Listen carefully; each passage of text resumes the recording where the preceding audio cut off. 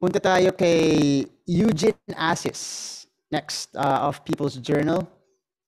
Naniniwala ba kayo na bukod sa chemistry, mas kailangan i-build yung trust for each other para mag-grow yung inyong love team? And how much do you trust each other?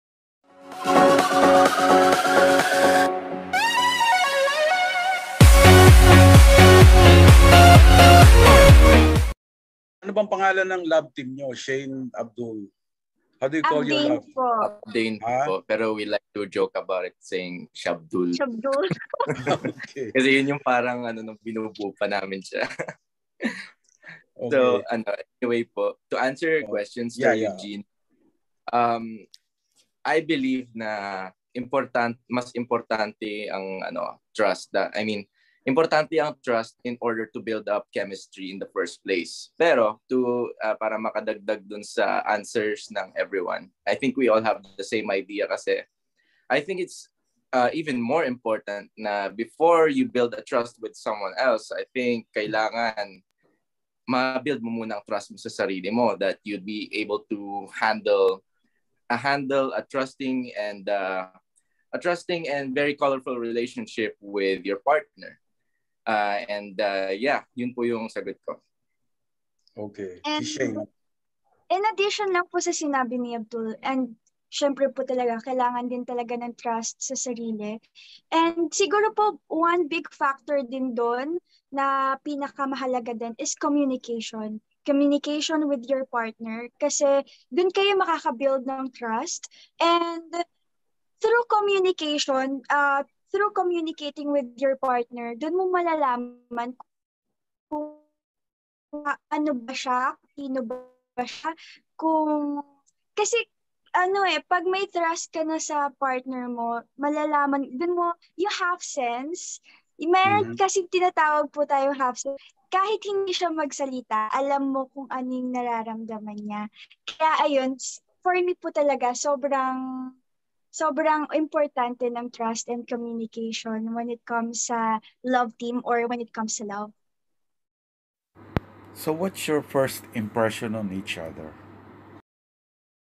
To answer your question po, nung una, syempre po nag-start kami sa Starstruck. So, hindi pa kami masyado nagkakausap, lagi ko tong kinukwento. Kasi si Abdul that time, lagi English na English, ganyan. Ako, hindi naman ako sobrang nag-i-English gano'n na parang, na parang siya, na parang, kasi, syempre, po siya lumaki siya sa ibang bansa. So, yun yung mga humor nila. So, sabi ko, feeling ko hindi ko to makakasundo. So, ayun po, dun na-intimidate ako sa kanya kasi may intimidating aura din po talaga siya. And then, as the time goes by, nagka-work po kami sa Legal Wives. Doon sobra po kami naging close and doon ko siya totally nakilala na may iba pa palang Abdul. Hindi siya yung na-intimidating, kundi may mas deep pa na Abdul doon.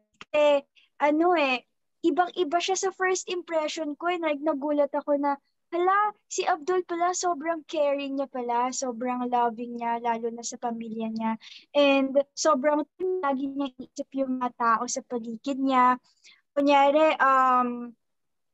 nakakita siya ng isang bagay, tapos, kunyari sinabi ko po na, ito, paborito ko to, tapos kita niya yun.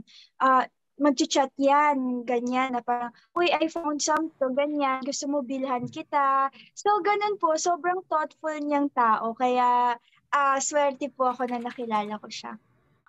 I'll be honest, kinilig ako dun. Well, my first impressions for Shane, na physically, I can tell na cute siya. Mentally, I knew she was smart. So immediately parang tingin rival ko. Sabi ko, okay. No. At the same time, parang may pagka-rivalry na ako sa kanyang tingin. gusto ko siya maka-close kasi I knew she was someone I could share I could share my knowledge and the things that go through my mind. Tinry ko nung Starstruck, pero parang I could tell yung sinasabi niya na intimidate siya, hindi siya ka-relate nung una. Thankful na nagkasama nga kami sa Legal Wives. I got to know her better. I got to know the things about her, and dun niya nga nakilala na I'm a very caring person, especially towards her. And to be honest, I enjoy it. Na-enjoy ko na parang ako lang ang nakakaalam about the things that make her smile, the things that she likes to eat, the things that she likes to talk about, and the random thoughts that goes through our mind. Kahit ano man ang pag-usapan namin, I can assure Shane na we did enjoy our time together. So yeah. So Shane, what do you like most about Abdul?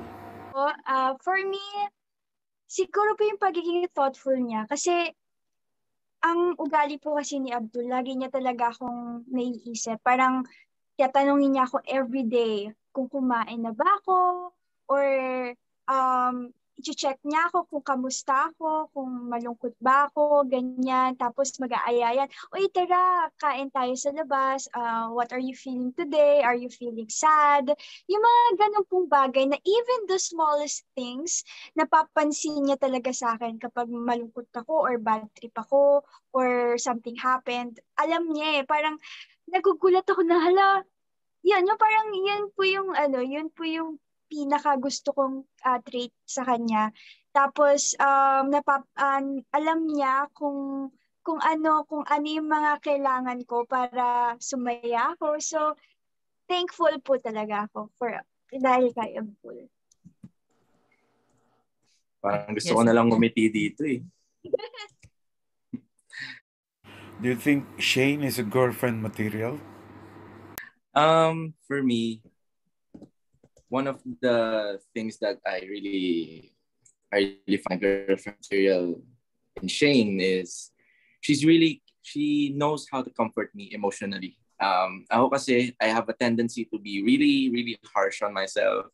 Mabilis ako ma-burnt out, mabilis ako ma-overwhelm and all that stuff.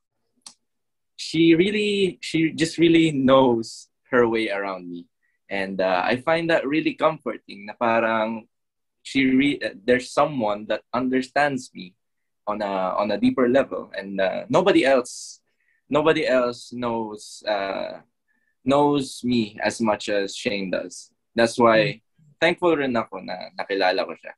So yan, thank you. Aww.